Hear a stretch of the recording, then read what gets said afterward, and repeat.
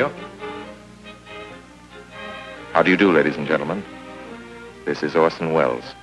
I'm speaking for the Mercury Theater, and what follows is supposed to advertise our first motion picture. Citizen Kane is the title, and we hope it can correctly be called a coming attraction. It's certainly coming to this theater, and I think our Mercury actors make it an attraction. I'd like you to meet them. Speaking of attractions, well, the chorus girls are certainly an attraction, but frankly, ladies and gentlemen, we're just showing you the chorus girls for purposes of ballyhoo. It's pretty nice ballyhoo. But here's some of our real Mercury people. This is the first time you've seen most of them on the screen. Hey, give Joe a little light. Thanks. Now smile for the folks, Joe.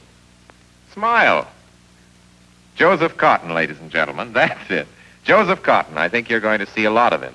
Here's Ruth Warwick, whom I know you love. Ruth. Look at the camera, Ruth. We caught Ruth with her hair up.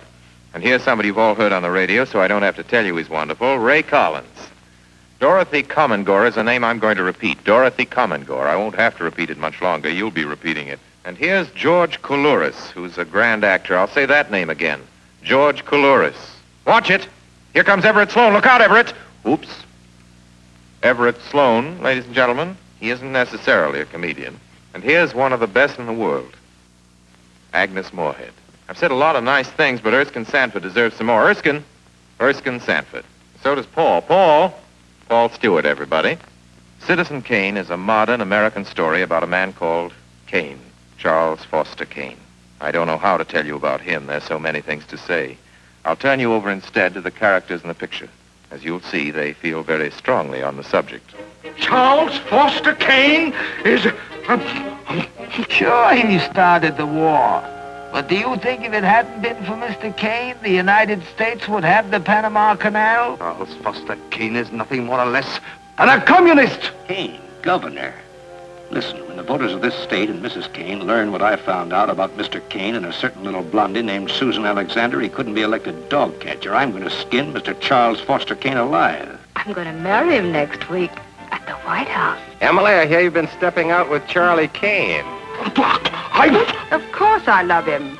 I gave him $60 million. Well, of course I love him. He's the richest man in America. But all the girls say about him at first. But you know, I can't help but admire him. He's crazy. He's wonderful. Ladies and gentlemen, I don't know what you'll think about Mr. Kane. I can't imagine. You see, I play the part myself. Well, Kane is a hero and a scoundrel, a no-account and a swell guy, a great lover, a great American citizen, and a dirty dog. It depends on who's talking about him. What's the real truth about Charles Foster Kane? I wish you'd come to this theater when Citizen Kane plays here and decide for yourself.